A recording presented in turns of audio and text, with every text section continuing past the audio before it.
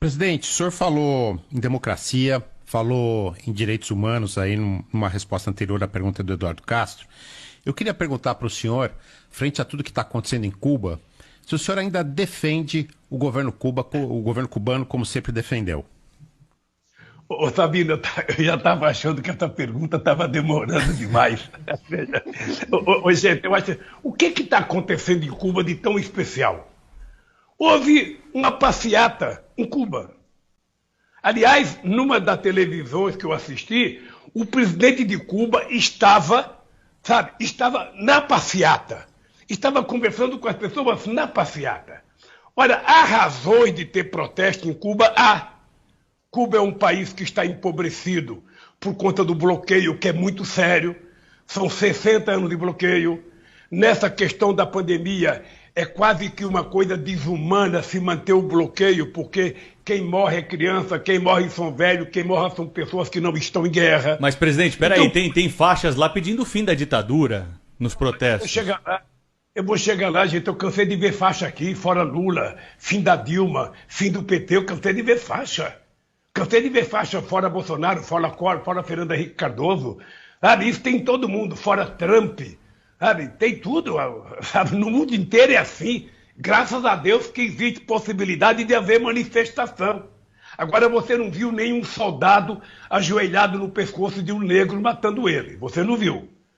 Algum setor da imprensa falasse na intervenção da polícia, a televisão mostrou cenas com 2, 3 policiais. Diferentemente da Alemanha, quando tem uma greve, da França, quando tem uma greve, da Inglaterra, quando tem uma greve, da polícia aqui no Brasil, da polícia nos Estados Unidos. Sabe, o que nós precisamos entender é o seguinte: os problemas de Cuba serão resolvidos pelos cubanos. Os problemas da Venezuela serão resolvidos pela Venezuela. O problema do Brasil será resolvido pelo Brasil. Não é necessária interferência internacional. Eu, sinceramente, queria dizer para vocês que eu estou frustrado com o comportamento do Biden. Porque o Biden fez um belo discurso voltado para o público interno, para se contrapor ao Trump, um discurso que eu até elogiei, mas do ponto de vista da política externa, o Trump tomou 240 medidas punitivas contra Cuba e o Biden não mudou nenhuma. Não é possível que o governo americano guarde tanto ódio no coração por causa que Cuba venceu a revolução. Não é possível. Deixa os cubanos viverem a vida deles. Vamos parar com o bloqueio. Se Cuba não tivesse bloqueio, Cuba poderia ser uma Holanda, poderia ser uma Noruega, poderia ser uma Dinamarca, porque tem um povo altamente formado, intelectualmente muito bem preparado, e vocês conhecem disso. O que precisa é dar oportunidade. Cuba não conseguiu nem comprar respirador, porque os americanos não permitiram que chegasse lá. Isso que é desumano, é isso que a gente deveria estar criticando. Não tem problema pedir democracia em Cuba, não tem problema, isso o povo pode pedir à vontade. O povo ir para a rua também pode ir à vontade em qualquer lugar do mundo. O que precisa, na verdade, é a gente saber o seguinte: pelo amor de Deus, os americanos precisam parar de ser rancorosos, precisam parar de ser donos do mundo e parem de fazer bloqueio, porque o bloqueio é uma forma covarde de você matar quem não está em guerra. É uma forma covarde de você punir alguém que você não gosta. Vamos deixar os cubanos serem o que eles quiserem. Vamos deixar eles poderem ter contato com quem quiserem. Não é possível. Presidente. Não é um dia. Ô Pedro, são 60 anos, Sabino. É 60 anos de bloqueio. Do que os Estados Unidos têm medo? Do que eles têm medo, pelo amor de Deus? Nas redes sociais, Lula saiu em defesa da ditadura cubana. Olha, é fake news que chama, né? Isso aí que o Lula postou no Twitter. É fake news, porque é um atrás do outro. Basta conversar com um único cubano para saber. Primeiro, eu conversei hoje com a Zoe Martinez, que foi entrevistada ontem aqui no Pingos. Ela me disse o seguinte, eu falei: Zoe, em relação ao embargo, o que os cubanos dizem? Ela falou: se não fosse os Estados Unidos, o povo inteiro teria morrido de fome. Ela disse: eu consegui, depois de 2 dias de bloqueio nas comunicações, conversar com os meus avós, que estão isolados em Guantánamo. São os parentes dela que ainda vivem lá. Ela disse: a minha avó, no último mês, recebeu uma única coxa de frango. Essa é a ração de proteína que eles recebem, além de 5 ovos por pessoa por mês. Uma coxa de frango por pessoa por mês é o que o regime cubano permite que as pessoas consumam, e não é dado, é comprado. As pessoas compram a sua comida, mas só podem comprar isso. Sabe de onde vinha essa coxa de frango? Da Carolina do Norte. No pacotinho mostrava a origem. São os Estados Unidos que estão enviando comida para Cuba. Então, essa história de bloqueio não existe. O que existe é embargo, porque lá para trás os irmãos Castro se apoderaram das empresas americanas que existiam em Cuba, assim como a Petrobras já sofreu aqui na América do Sul com coisa semelhante na época do governo Lula, e o governo Lula não falou nada. A ditadura ela abocanha as empresas estrangeiras, confisca para si e depois fica dizendo que o exterior não ajuda.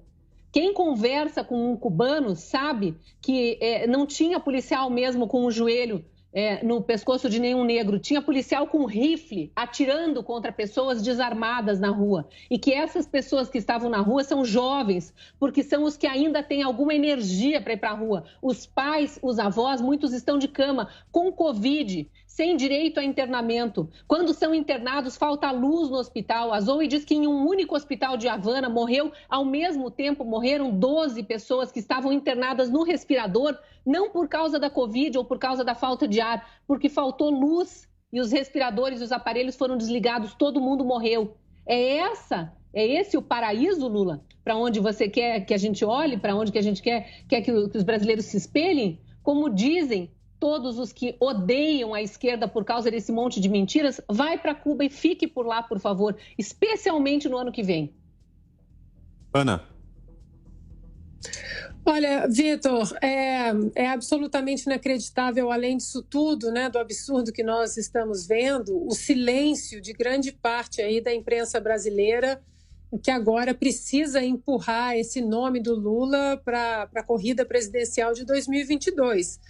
Dentre essas pessoas presas aí que comentamos, existem jornalistas, fotógrafos. O governo espanhol já confirmou que há uma jornalista espanhola presa e que agora está em negociação para a libertação dela.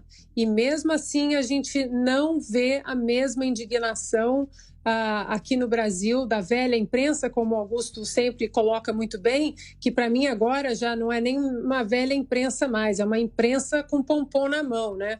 A torcida é tanta que o pompom bloqueia os olhos, a visão, não consegue enxergar absolutamente mais nada. Ontem eu comentei aqui que eu tentei falar com 2 ex-atletas, né, da seleção cubana de vôlei da minha geração, e eu consegui, no final do meu dia aqui na Califórnia, falar com uma delas. E ela disse: Ana, só peço que não mencione o meu nome, porque todas têm muito medo. Tem medo de repressão, tem medo de represália, tem medo de que o governo mande. Atletas são muito vigiados, né, na ilha cubana, e ela tem medo de que o governo mande agentes policiais onde os familiares ainda moram. E ela disse que há muitos anos não se vê tanta miséria, que já era muito difícil. Já a gente acompanha, né, a situação social, financeira, econômica aí de Cuba, mas ela me relatou que nunca foi tão difícil, nunca foi difícil de assistir. As pessoas morrendo de fome, morrendo de várias doenças, não apenas a Covid, mas várias doenças nos hospitais, nas portas dos hospitais. E aí os jovens cubanos, né, numa onda aí de coragem, resolveram ir para as ruas, e a gente tem que apoiar muito. Agora, ontem eu comentei aqui um levantamento da revista Forbes americana que em 2003 Fidel Castro tinha uma fortuna estimada em 110 milhões de dólares, e em 2006 essa fortuna seria de 900 milhões de dólares.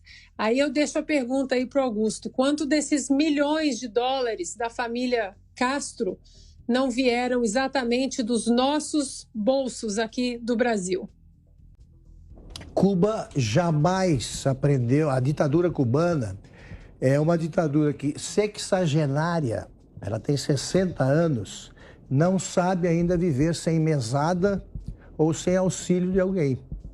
O Brasil construiu em Cuba com todas as propinas a que tiveram direitos, empreiteiros e políticos, construiu o porto que falta ao Brasil, Porto de Mariel. E Cuba, desde a inauguração oficial da ditadura, que se deu em 1961, as tropas guerrilheiras lá entraram em Havana em 1º de janeiro de 1959. Mas foi em 61, foi oficializada, foi oficializado o nascimento da ditadura comunista. De 61 a 91, quando virou pó o Império Soviético, a União Soviética acabou, Cuba foi sustentada pela mesada soviética. Depois houve um pequeno hiato, até que com a chegada do Maduro, no fim do século, do Chávez, Hugo Chávez, ao poder na Venezuela, Cuba passou a ser socorrida pela Venezuela com o dinheiro do petróleo, que hoje falta a um país em situação falimentar, como é a Venezuela do Maduro. Então agora, Cuba não tem patrocinador. E a economia é a mesma encontrada pelos vencedores da Revolução de 1959. É uma monocultura canavieira, a monocultura da cana-de-açúcar. Eles não têm uma economia que permita ao país viver por conta própria. Cuba não anda com as próprias pernas, nunca andou.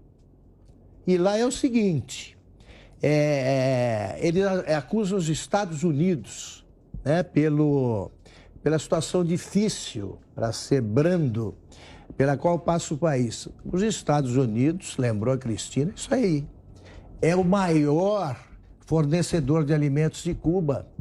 Só que há uma cláusula imposta, se não me engano, pelo Congresso, a Ana pode me corrigir. Tem que pagar em dinheiro ali, rapidinho, paga à vista.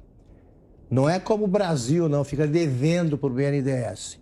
Pode pedir o produto que quiser, os alimentos chegam, mas tem que ser pagos na hora e eles não têm dinheiro. Ocorre que Cuba é um fracasso, é um fiasco defendido por cínicos como Lula. O Lula não escreveu isso aí, O cínico, no caso, é o autor do texto, porque o texto indigente do Lula só apareceu em 4 bilhetes durante toda a vida pública dele. Eu tenho os 4. Amanhã mostro aqui para vocês verem se o Lula é capaz de formular um pensamento com começo, meio e fim.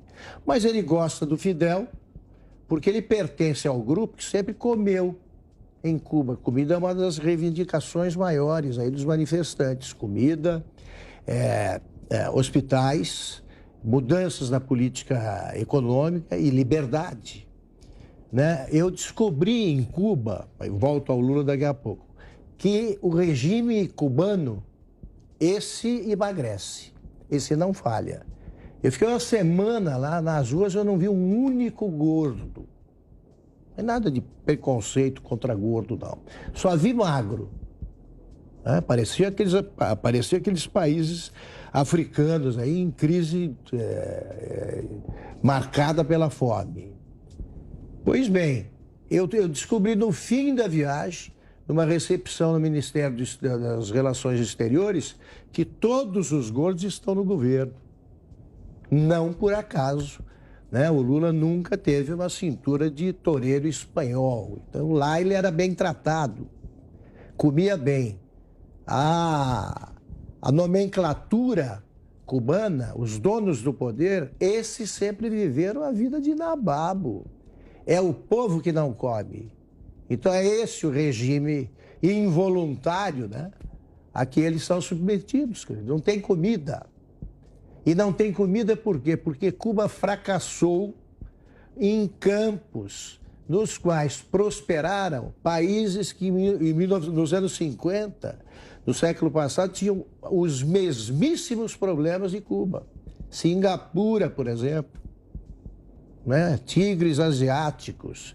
Eles tinham problemas e resolveram esses problemas mantendo relações comerciais amistosas com o mundo capitalista. O Fidel e o Che Guevara não perderam uma única oportunidade de dizer em entrevistas concedidas nos anos 60 que deveriam ser responsabilizados pela permanência do capitalismo todo país que tivesse relações comerciais com nações como os Estados Unidos. Eles defenderam o rompimento, a ruptura de relações. Eles confiscaram empresas americanas. Eles hostilizaram os Estados Unidos e fizeram essa opção. Agora é um barato, né?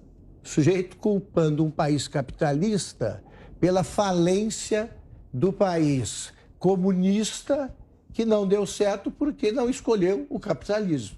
É isso.